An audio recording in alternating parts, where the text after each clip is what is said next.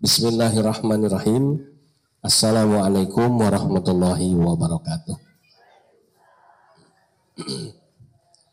Alhamdulillahi rabbil alamin. Wal akibatu lil muttaqin. Wala udwana illa alal mu'minin. Illa alal muttaqin. Ashhadu an la ilaha illallah. Ilahul awalin wal akhirin. Wa ashhadu anna Sayyidana Muhammadan abduhu wa rasuluhu sadiqul wa'dil amin. Amma ba'du fa ya ibadallah ittaqullaha haqqa tuqatihi wa la tamutunna illa wa antum muslimun. Qala Allah ta'ala rabbi a'udzubika min hamazati syayatin wa a'udzubika rabbi ayyahdurun sadaqallahul adzim. Alhamdulillah, kita panjatkan puja dan puji syukur kehadirat Allah Subhanahu wa Ta'ala. Salawat dan salam kita sampaikan kepada junjungan kita, Nabi kita Nabi Muhammad Sallallahu Alaihi Wasallam. Sebelum kita mulai, kita seperti biasa tradisi kita baca zikir dan salawat terlebih dahulu bersama-sama, Ibu. Subhanallah walhamdulillah wa la ilaha illallah wallahu akbar. Subhanallah walhamdulillah wa la ilaha illallah wallahu akbar. Subhanallah walhamdulillah wa la ilaha illallah wallahu akbar. Hasbunallah wa ni'mal wakil. Ni'mal maula wa ni'man nasir. Hasbunallah wa ni'mal wakil. Ni'mal maula wa ni'man nasir. Hasbunallah wa ni'mal wakil.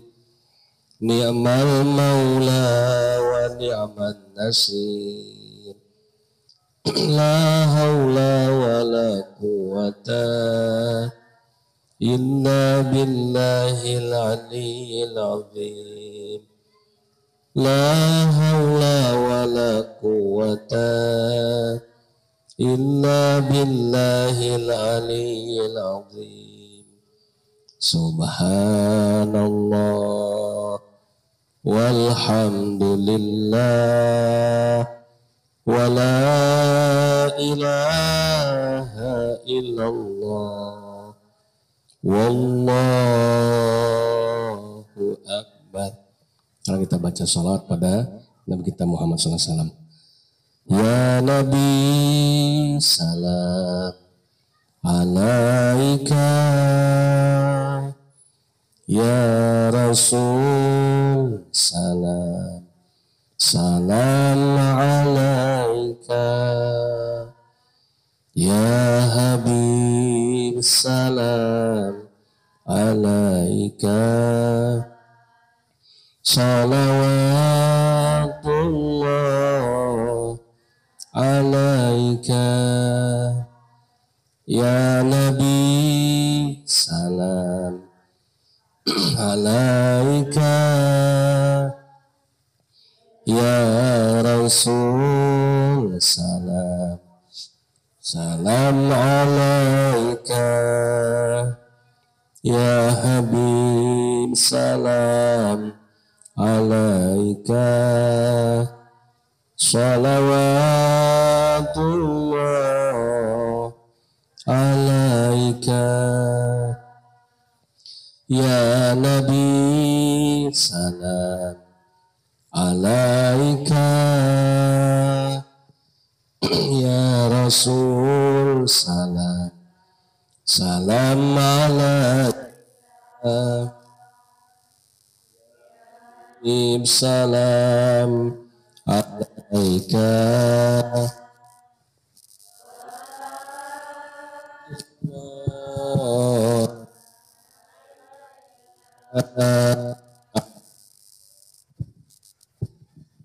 baterai habis ya. Ibu-ibu yang dimuliakan oleh Allah Subhanahu wa taala. Mohon maaf ini abinya mendadak tenggorokannya sakit. Bukan sakit sih, apa namanya tuh? Ya kayak kering ini ya. Tadi pagi habis subuh langsung berangkat ke Karanganyar ceramah di sana. Pulang sampai pondok jam 10, terus acara kosaka sampai sore nanti, malam nanti acara rapat RSI lagi. Jadi full hari ini ya. Nanti malam tahun baruan. Tahun baru di pondok ya. Alhamdulillah kita bersyukur pada Allah. Ini sudah pertemuan kosaka yang ke berapa Mbak tadi? Nah, dia lupa. Ya. Dan alhamdulillah anggota kita ya relatif ajak ya. Nggak apa-apa, karena memang sekali lagi kita tidak berorientasi terlalu muluk-muluk sementara ini, karena memang situasi kondisi seperti ini. Kita tunggu sampai selesai pilpres ya. Kalau udah selesai pilpres, mudah-mudahan situasi kondisi lebih baik ya kan. Tahun baru ya, nanti pemimpinnya juga baru, insya Allah membawa perubahan yang baru semuanya. Ya. Jadi sementara kita berjalan apa adanya. Nah, yang pertama yang mau bahas terkait pemilu. Bagaimana sikap dari Al-Hadid mengenai pemilu ya? Apakah Pondok Pesantren Al-Hadid mengikuti pemilu? Ya. Ya Bu ya. Jadi saya tidak golput dan tidak boleh ada anggota kosaka yang golput. Jenengan sudah terdaftar di pemilih toh? Berarti wajib hukum untuk ikut nyoblos besok. Tidak boleh golput, ya Bu ya. Perkara siapa yang dicoblos, dewe-dewe. Abi tidak akan beritahu siapa ya besok yang mau Abi coblos. Ibu-ibu juga nggak usah ngasih tahu Abi. Masing. Ya. Abi tidak akan mempengaruhi ibu-ibu mau nyoblos siapa, partai apa, nomor berapa. Ya, terserah masing-masing. Tapi tidak boleh golput. Ibu mau milih presiden nomor 1, nomor 2, nomor 3, terserah Ibu. Ya. Mungkin pilihannya Abi beda sama Bu Lurah, nggak apa-apa. Mungkin pilihannya Ma'atun beda sama pilihannya Abi, ya nggak apa-apa. Yang penting nyoblos, jangan enggak. Kalau nggak mau nyoblos, apalagi sampai bilang haram, wah ini gawat ini. Gimana mau jadi warga negara Indonesia yang baik? Kok kon melu pemilu ayo lah gelem gitu, ya. Ya. Kenapa punya KTP nggak diharamin sekali? Ya lah. Punya KTP mau, punya identitas mau, tapi disuruh ikut pemilu nggak mau, itu ya tahu nggih. Ada nggak yang seperti itu? Ada. Ya. Makanya Nabi bilang sama uminya, ya, khusus untuk kalau mau ngaji silakan, Abi nggak larang. Tapi kalau ada, ya, ustazah yang ngajar di Al-Hadid atau ikut mulang di Al-Hadid, kemudian mengatakan suruh golput, ya nanti akan Abi protes. Tidak boleh, harus ikut, ya. Mau milih caleg yang brengosan boleh, yang pakai kerudung boleh, ya. Mau dari partai A, partai B, partai C, silahkan nggak apa-apa. Yang penting ikut nyoblos. Oke Bu ya, satu itu ya. Jadi di sini tidak boleh ada yang golput. Nah kemudian kita sekarang masuk ke materi ngajinya ya. Mbak Arin tugas nuang-nuangin.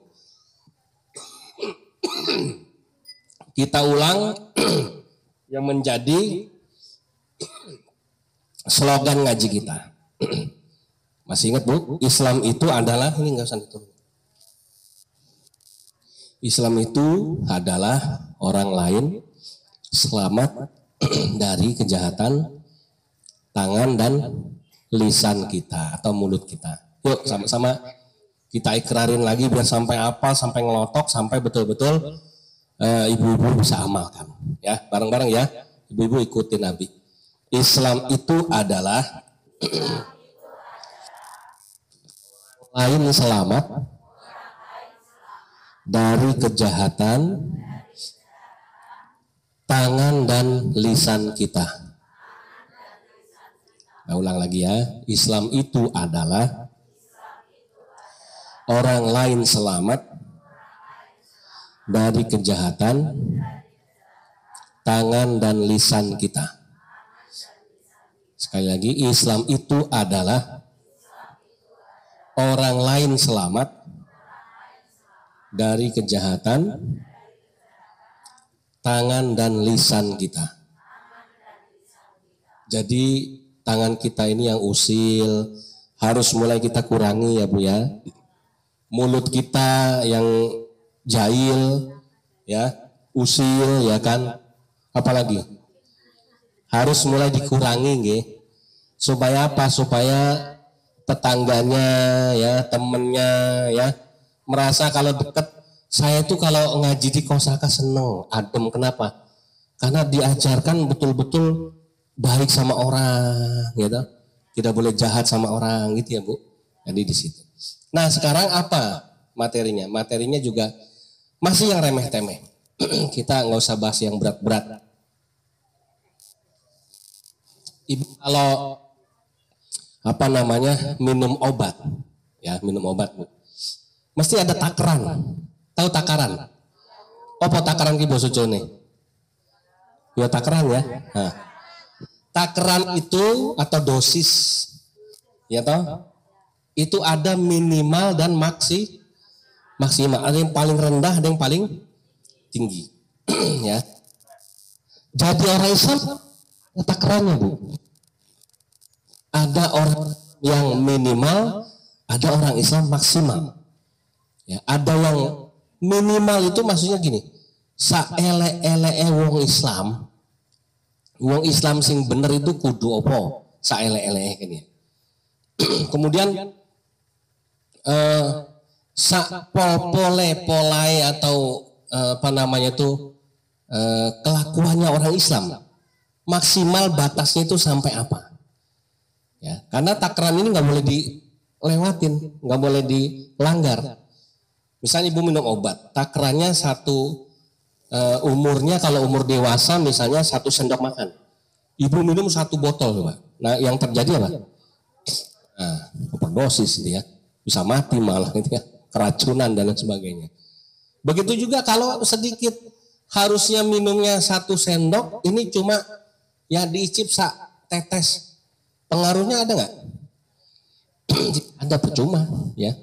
Nah, pas jadi orang Islam itu sesuai dengan yang dikehendaki agama, sesuai yang dikehendaki Allah, maka minimal sejelek-jeleknya jadi orang Islam, yang paling rendah itu adalah orang yang mendirikan sholat. Ini penting Bu. Jadi kalau ada orang Islam yang nggak sholat, wah itu sudah melewati batas. Jadi sejelek-jeleknya orang Islam itu adalah orang yang sholat, bukan soleh. Sholat, gitu. Tadi dengar suara azan asar ya. Kemudian nanti sholat di sini ya. Itu minimal sehari 5 kali.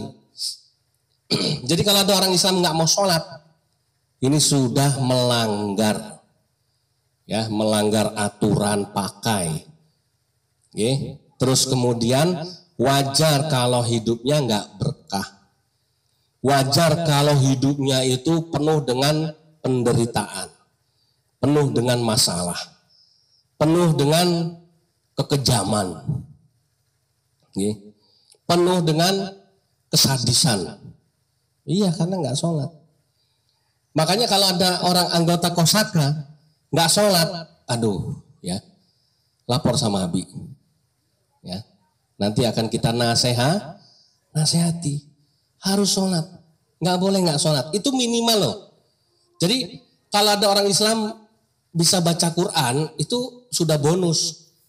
Minimal sholat. Tapi kalau dia sholat juga, baca Quran juga, munggah kaji juga, wah itu sudah lebih dari bagus. Minimal sholat. Jangan sampai tidak sholat.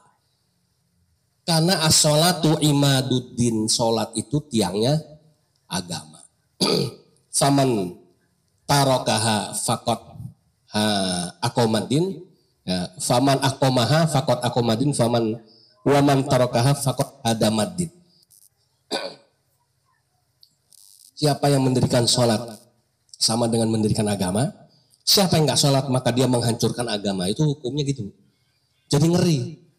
Ya, kalau orang nggak sholat itu sudah dianggap menghancurkan agamanya sendiri. Kita punya rumah tangga hancur, rasanya gimana? Malu nggak, Bu? Sedih nggak kira-kira? Ada korban nggak kira-kira? Siapa yang jadi korban? Nah, sekarang kalau agama kita hancurin karena kelakuan kita sendiri nggak mau sholat, sedih nggak kira-kira? Luar biasa. Makanya jadi orang Islam sekali lagi di Kosaka, kalau ditanya sa elek wong Islam itu sing kaya apa? Sholat. Itu adalah wajib, ya, tidak bisa ditawar. Insya Allah di sini sholat semua, nggih. Habis husnuzon sholat. Sehari 5 kali, 5 waktu. Zuhur, asar, maghrib, isya, subuh. Yang laki-laki tambah sholat Jumat. Ya. Nah, kenapa sholat sama Allah disuruh dijadikan kewajiban minimal dalam agama? Karena yang membedakan orang Islam dengan orang yang bukan Islam itu sholatnya. Nggih mboten? Sekarang berdiri masjid musola di mana-mana. Surodadi 1 padukuan. Ada berapa masjid? Berapa? Masjidnya 8. Surodadi sak padukuan. Surodadi padukuan toh? Nah, ada berapa masjidnya? Masjidnya, musolanya 7, berarti semuanya. Itu ngapain pada diriin musola sama masjid?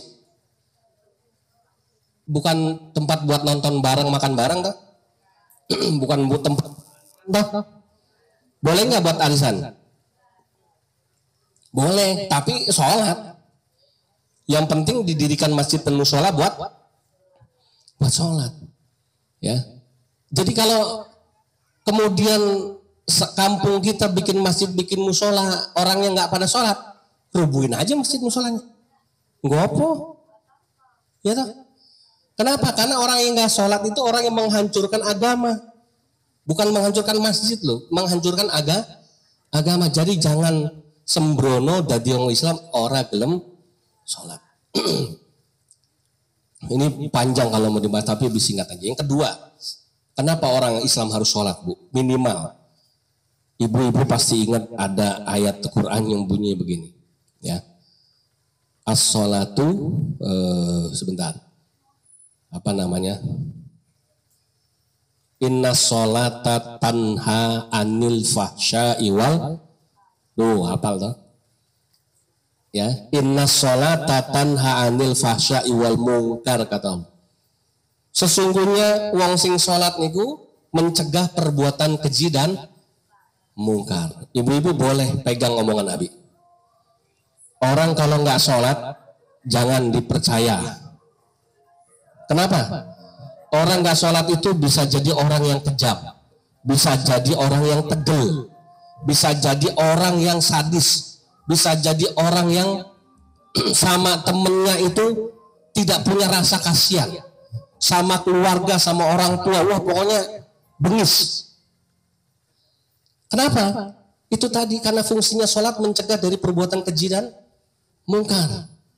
Jadi kalau orang yang nggak sholat sama dengan orang yang mudah melakukan perbuatan, laras badan. Jadi Allah ngomong sholat itu mencegah perbuatan keji dan mungkar. Ini ada maksudnya nggak kira-kira? Ya ada. Gusti Allah itu bukan Abi Yusuf loh, Tuhan kita semua. Yang paling ngerti bagaimana diri kita. Ya. Jadi kalau kita nggak mau sholat, Bu, ibu-ibu siap-siap bisa jadi monster. Ngeri nggak coba? Kenapa jadi monster? Karena imannya hilang, gitu. Agamanya saja dia hancurin. Otomatis perbuatannya bisa kejam, bisa sadis. Lantaran apa? Ada benteng iman dalam dirinya. Karena sholat tidak pernah dijalankan. Ya, jadi ibu sampaikan ini ke suaminya, ke tetangganya. Jadi orang Islam saele-ele wong Islam kudu sholat. Jangan sampai nggak sholat. Ya, karena kalau nggak sholat menghancurkan agama, menghancurkan hidupnya, dan siap-siap bisa jadi monster yang menyeramkan. Makanya di kita banyak berita orang yang sadis, kejam, tega, membunuh dan lain sebagainya. Itu karena apa? Karena mergo banyak sih orang sholat. Coba kalau dia sholat aman. Orang yang sholat nggak tega, nggak tegaan. Orang yang sholat akan mikir kalau mau berbuat yang kejam.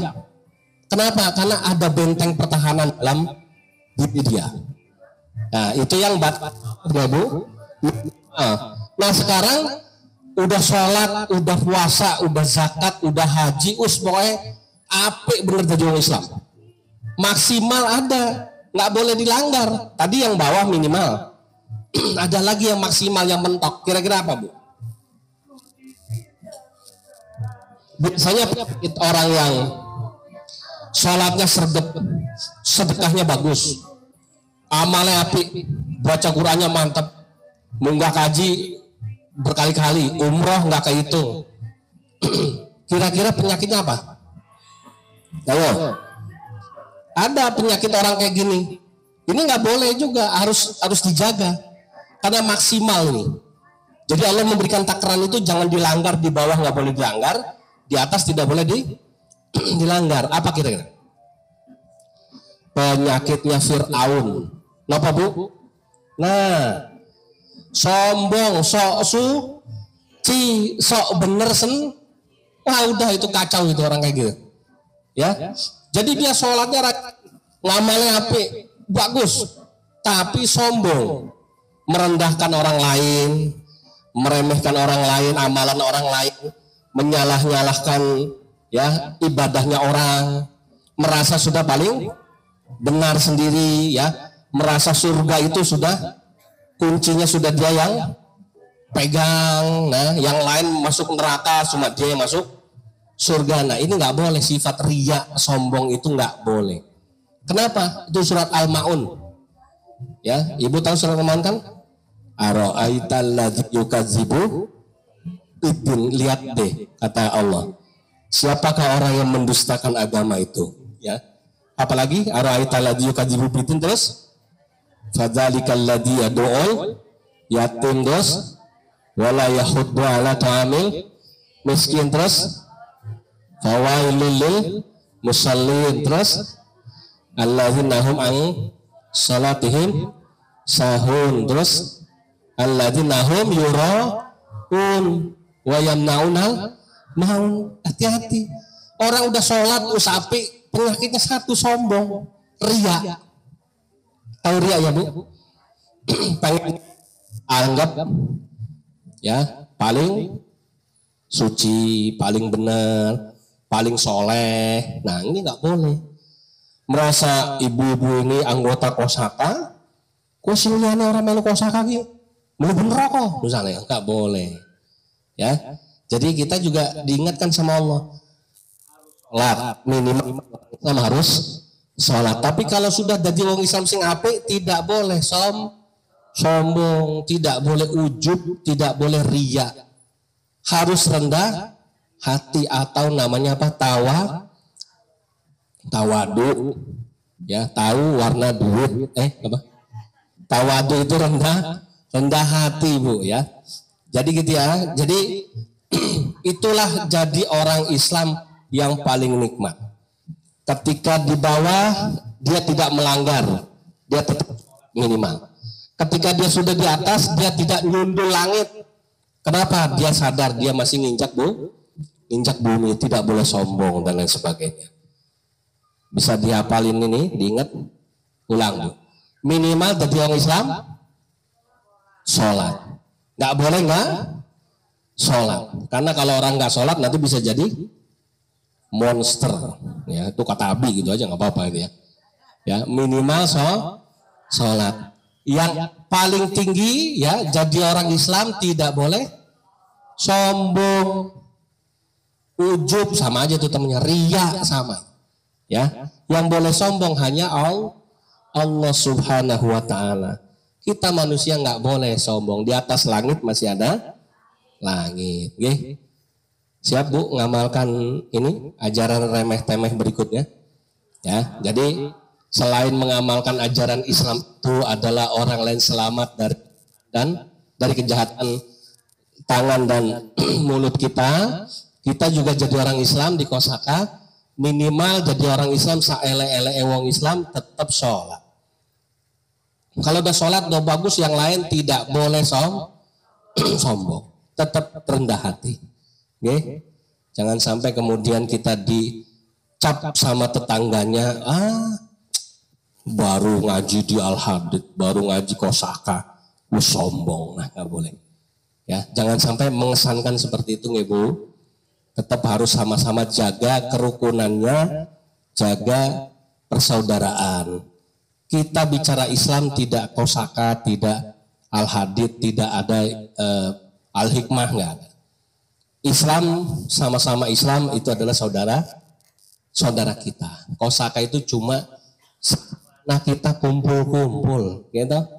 Kumpul-kumpul bareng-bareng supaya kita bisa silaturahim, dapat pahala, mudah-mudahan kita dapat ridhonya Allah Subhanahu wa Ta'ala.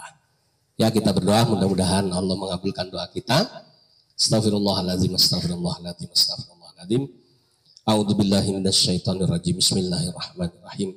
Alhamdulillahirabbil alamin, hamdan syakirin, hamdan naimin, hamdan yuafi ni'amahu wa yukafi mazidah. Ya Rabbana lakal hamdu kama yanbaghi li jalali wajhikal karimi wa 'azimi sultanik. Allahumma shalli ala sayyidina Muhammad wa ala sayyidina Muhammad. Ya Allah, ya Rabbana, ya Karim, ya Mujibas Sailin. Kami semua anggota Kosaka, Koperasi Pondok Pesantren, Koperasi Santri Kalong Al-Hadid, ya Allah, berkumpul di lembah desa Punutan ini, ya Allah, untuk mengharapkan ridho-Mu, ya Allah, mengharapkan turunnya berkah-Mu dari langit dan bumi, ya Allah, turunnya ampunan-Mu, ya Allah, atas semua dosa dan kesalahan kami, ya Allah.